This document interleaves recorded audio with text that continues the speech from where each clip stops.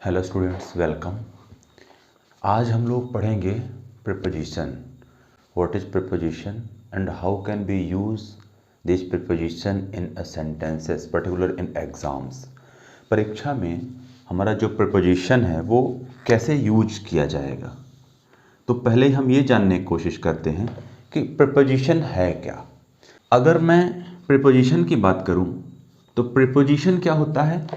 एक ऐसा वर्ड होता है जो दो नाउन के बीच में या दो प्रोनाउन के बीच में संबंध को स्थापित करता है, संबंध को स्टैब्लिश करता है। किसके किसके बीच में, यही आपको ध्यान देना है।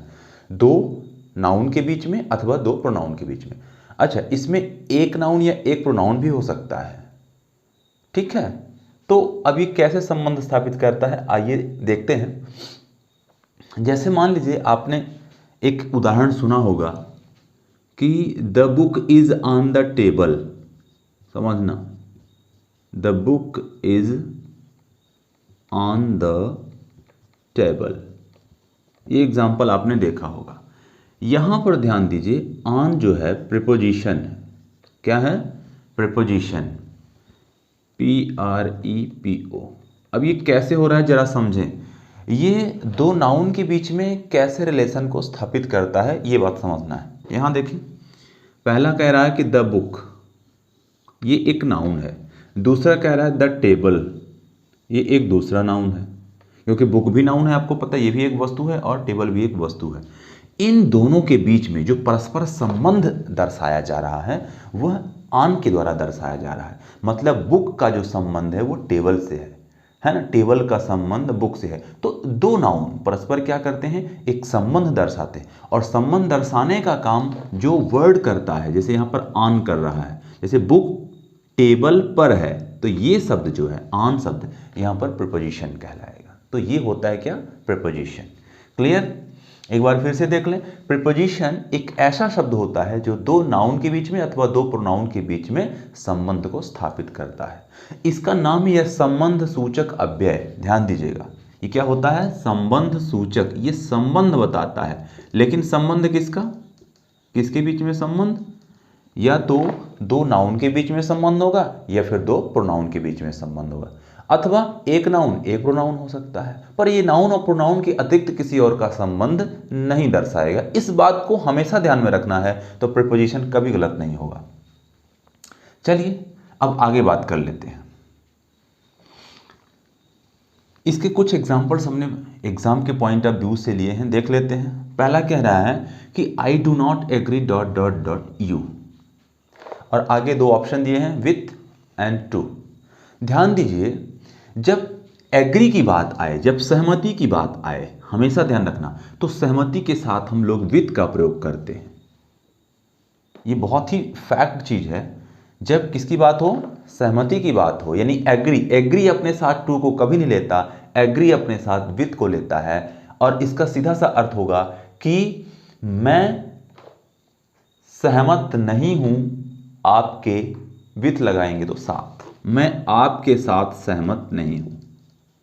आई एम नॉट या I do not agree with you, मैं आपसे सहमत नहीं हूं, मैं आपके साथ सहमत नहीं हूं। ध्यान दीजिए, लेकिन होता क्या है कि कई बार हम सोचते हैं कि आपसे सहमत नहीं हूं तो कहीं यहां फ्रॉम ना आ जाए, कहीं टू ना आ जाए।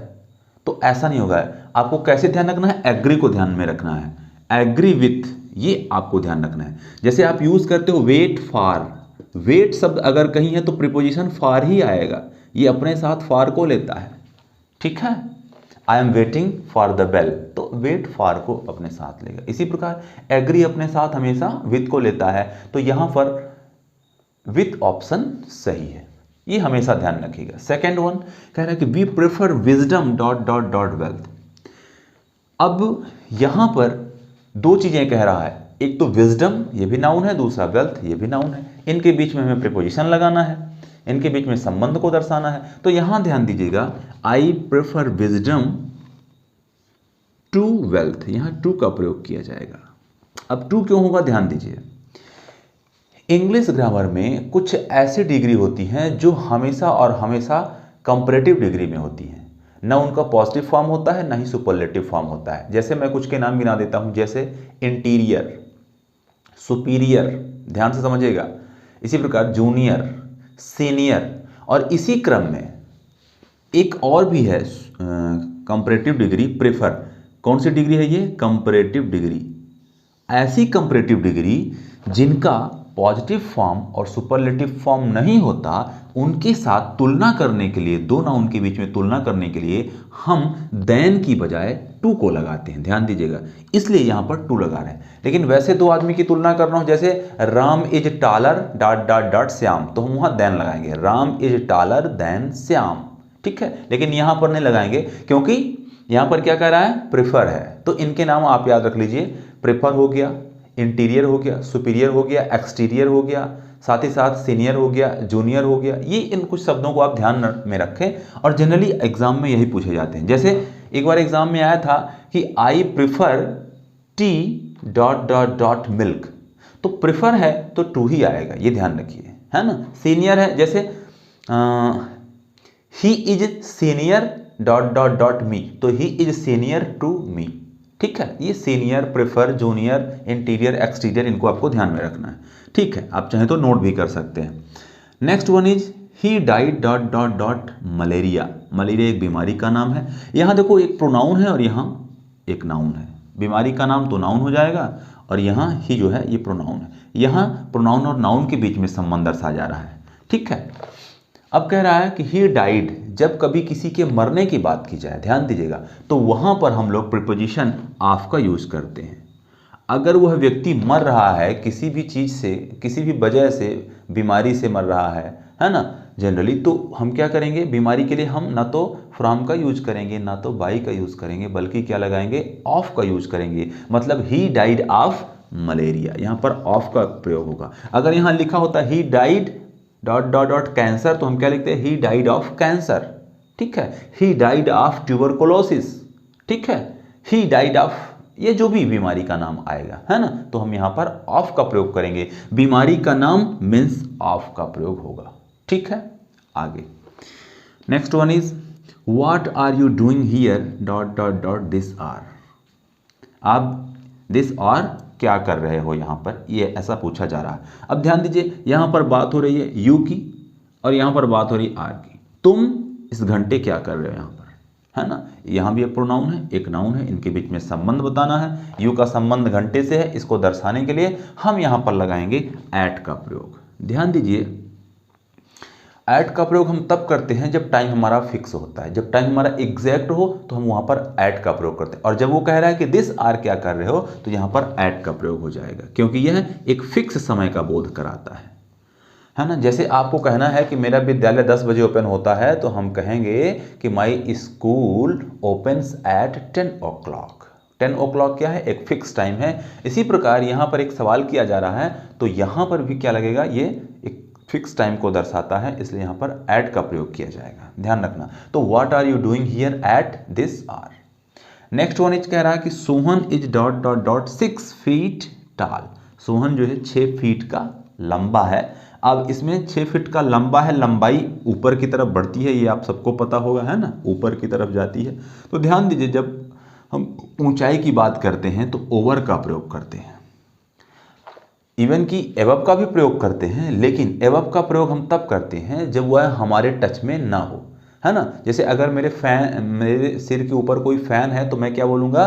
The fan is above my head, तो हम वहाँ पर एबव का यूज़ करेंगे, ध्यान दीजिएगा। लेकिन अगर हम लंबाई की बात करें, हाइट की बात करें, तो वहाँ पर ओवर की बात करेंगे, ठीक है। ओवर माउंटेन, ध्यान दीजिएगा। इसी प्रकार यहाँ लंबाई बढ़ने की बात हो रही है, 6 फीट टाल, 6 फीट लंबा, तो हम क्या लगाएंगे? ओवर। ध्यान दीजिएगा, ओवर का प्रयोग हम यहाँ पर क्यों कर रहे हैं, ठीक है। नेक्स्ट कह रहा है कि the Karwaan must reach its destination dot dot dot sunset. कारवां का मतलब होता है कि किसी सेना की टुकड़ी, है ना, जैसे एक समूह है, एक झुंड है, जब वो टोली में चलता है तो उसको अपन क्या बोलते हैं? कारवां। तो कारवां मस्ट रीच, कारवां अवश्य ही पहुंचेगा। कहाँ पहुंचेगा या पहुंचता है? इट्स डेस्टिनेशन, अपने गंतव्य पर, dot dot dot sunset. Sunset मतलब सूर्यास्त।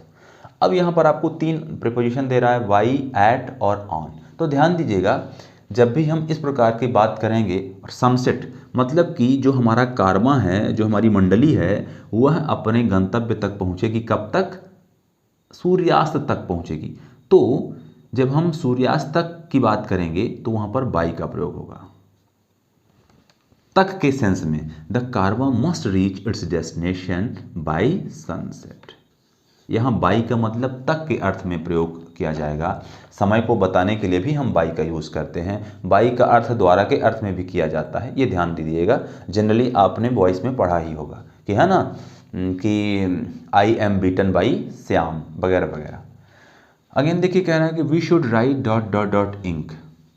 अब ध्यान दीजिए, यहाँ पर दो चीज़ें हैं। अगर ये कहा जाए कि we should write dot dot dot pen, अगर पेन की बात आ जाए, जैसे ये पेन है, मार्कर है, एक टूल है, अगर हम टूल की बात करेंगे तो हम विद का यूज़ करेंगे। लेकिन यहाँ इंक की बात कह रहा है, पेन की बात नहीं कर रहा है, किसी टूल की बात नहीं कर रहा। तो ध्यान दीजिएगा, यहाँ पर कन्फ्यूजन होता है एग्जाम में जनरली। इंक की जब भी बात करेगा तो हम क्या करेंगे, क्योंकि इंक कोई टूल नहीं है इसलिए हम यहाँ इन का प्रयोग करेंगे। यहाँ हो जाएगा we should write in ink. लेकिन अगर यहाँ पर पेन की बात कर दे कि we should write dot dot dot pen, तो हम यहाँ पर विद का प्रयोग करेंगे, क्योंकि विद क्या होगा, एक टूल का काम करेगा। विद का यूज़ हमने दो जगह पे देख लिया। एक तो हमने देखा कि जब हम किसी से एग्री करें, है ना, तो हम विद लगाते हैं, एग्री विथ। हम किसी से बात करें तो टॉक विथ, ध्यान रखना। और यहाँ पर हम जब लिखें तो अगर टूल के रूप में है तो विथ, अगर टूल नहीं है, इंक की बात हो रही है तो इन का प्रयोग, क्योंकि इंक कोई टूल, कोई उपकरण नहीं है। ध्यान रखना, इंक जो है पेन के अंदर होता है, ये ध्यान रखना। पेन टूल है, इंक कोई टूल नहीं है, इसलिए इन का प्रयोग। पर जनरली हम क्या सोचते हैं कि पेन के साथ विथ लगता है, हम यहाँ भी विथ लगा के चले जाते हैं और हमारे मार्क्स कट जाते हैं। अगेन कह रहा I am fond dot dot dot sugar. Fond, ध्यान रखना, फॉन्ड का मतलब होता है शौकीन, और ये अपने साथ हमेशा ऑफ को लेता है। फॉन्ड ऑफ का मतलब एक्चुअली का शौकीन। किस चीज़ का शौकीन? शुगर का शौकीन, शक्कर का शौकीन। I am fond of sugar, I am fond of cricket, I am fond of singing, I am fond of music. ठीक है, तो इस प्रकार से फॉन्ड अपने साथ क्या लेता है? ऑफ लेता है। ये आप ध्यान रखिएगा इस जोड़े को, फॉन्ड ऑफ। फॉन्ड ऑफ का मतलब का शौकीन, किस चीज़ का शौकीन? I am fond of sugar. ठीक है। अगेन कह रहा है कि my mother cuts vegetables dot dot dot knife. मेरी माँ जो है वेजिटेबल को क्या करती हैं? काटती हैं नाइफ से। अब नाइफ क्या है? जैसे लिखने का टूल पेन होता है, वैसे ही काटने का टूल नाइफ होता है। तो मैंने बताया था कि अगर यहाँ पर इंक की बजाय पेन हो, टूल का काम करे, तो हम विथ लगाएंगे। ऐसे सब्जी काटने वाला एक टूल है, तो इसके साथ हम क्या लगाएंगे? विथ का यूज़ करेंगे। तो यहाँ हो जाएगा my mother cuts vegetables with knife. Knife मतलब चाकू। तो ध्यान रखिएगा, ये यहाँ पर विथ का यूज़ हम क्यों कर रहे हैं। ठीक है। 10वां और आखिरी है, Rakesh is sitting dot dot dot to boys. Rakesh दो बॉयज़ के बीच में बैठा हुआ है, मतलब कहने का ये अर्थ निकल रहा है। तो अगर हम दो बॉयज़ के बीच की बात, अगर सिर्फ दो के बीच की बात होगी, ध्यान रखना, सिर्फ दो के बीच की बात होगी तो हम बिटवीन लगाते हैं। दो से ज़्यादा होंगे तो हम एमंग की बात करें। अगर यहाँ पर ऐसा हो कि राकेश इज सेटिंग, यहाँ पर दो नाम आ जाए, सोहन एंड मोहन। सोहन एंड मोहन मतलब कि ये कोई सोहन है, ये कोई मोहन है, इसके बीच में अगर कोई बैठा है तो हम क्या लगाएंगे? बिटवीन लगाएंगे, ध्यान रखना। लेकिन यहाँ क्या कह रहा है? Rakesh is sitting dot dot dot to boys. Rakesh जो है बैठा है किसके बीच में? दो बॉयज़ के बीच में। अब यहाँ पर ये ध्यान देना है कि जब दो बॉयज़ की बात कर रहा है तो हम क्या करेंगे? यहाँ पर बिटवीन का यूज़ करेंगे, क्योंकि बिटवीन हमेशा टू के लिए इस्तेमाल किया जाता है। अगर यहाँ पर लिखा होता कि Rakesh is sitting dot dot dot boys, अथवा दो से ज़्यादा बॉयज़, 3 बॉयज़, 4 बॉयज़, 7 बॉयज़, या सिर्फ बॉयज़ लिखा होता, अगर अकेला बॉयज़ होता तो हम एमंग का प्रयोग करते, क्योंकि यहाँ पर to boys, to specially mention है, इसलिए यहाँ पर क्या आएगा? बिटवीन। बिटवीन का मतलब दो के बीच में, ध्यान रखना। और दो से ज़्यादा हो या पता ना चल पा रहे हो, लेकिन एक से संख्या में अधिक लग रहे हो, जिससे जैसे सिर्फ बॉयज़ लिखा हो, है ना, तो एमंग का प्रयोग हो जाएगा। तो आई होप कि आपको ये तमाम चीज़ें समझ में आई होंगी। एक बार रिवाइज कर लें। जब हम एग्री होते हैं तो विद का प्रयोग, एग्री विद, ध्यान रखना। जब हम तुलना करते हैं और वहाँ पर प्रेफर आए, इंटीरियर, एक्सटीरियर, सुपीरियर, इस प्रकार से सीनियर जूनियर की बात आए, तो हम तुलना करने के लिए हम टू प्रीपोजिशन का यूज़ करेंगे। फिर अगर कोई आदमी मर जाता है किसी बीमारी की वजह से तो हम वहाँ पर ऑफ का प्रयोग करेंगे, ये ध्यान रखना है। और जब हम समय की बात करो और एग्जैक्ट टाइम हो तो हम एट का प्रयोग करेंगे। जब हम ऊंचाई और लंबाई बढ़ने की बात कर रहे हो ऊपर की तरफ तो ओवर का यूज़ करेंगे। और जब तक के सेंस में समय का बोध कराना हो, सुबह तक, शाम तक ये काम हो जाएगा, वहाँ पहुँच जाएंगे वगैरह वगैरह, तो हम बाई का प्रयोग करेंगे। फिर अगर हम लिखने की बात करें, अगर टूल हो तो विद, टूल ना हो, इंक हो तो वहाँ पर इन का प्रयोग करेंगे। इंक को विशेष रूप से ध्यान रखना, ये क्वेश्चन एग्जाम में कई बार पूछा गया है। आई एम फॉन्ड ऑफ एक साथ आएगा, ध्यान रखना। फॉन्ड ऑफ का मतलब होता है का शौकीन, इस चीज़ का मैं शौकीन हूँ। यहाँ पर ना तो ये डबल एफ होगा और ना ही टू का प्रयोग होगा, ठीक है। और मदर कट्स वेजिटेबल्स, ये एक नाइफ है तो टूल की तरह इस्तेमाल हो रहा है, इसलिए विद का यूज़। और लास्ट में दो बॉयज़ के बीच की बात हो रही है, इसलिए बिटवीन का यूज़, क्योंकि बिटवीन का मतलब होता है दो के बीच में। तो आई होप प्रीपोजिशन में ये जो क्वेश्चंस हमने यहाँ पर एग्ज़ाम के पॉइंट ऑफ व्यू से लिए हैं ये आपको समझ में आए होंगे। और इतना ही नहीं, प्रीपोजिशन में अगर हम इसको डिटेल पढ़ें तो कुछ वीडियोस हमारे पढ़े भी होंगे, ऐसा नहीं है, आप देख भी सकते हैं। और अगर आपको लगता है कि नहीं है तो आप इसमें कमेंट सेक्शन करें तो मैं फिर इस पर भी चर्चा करूंगा। फिलहाल ये जो हमने आज का सेशन लिया है ये एग्ज़ाम के पॉइंट ऑफ व्यू से है। तो गाइज़ आई होप कि आपको ये पसंद आया होगा। आज के लिए बस इतना ही। Take care.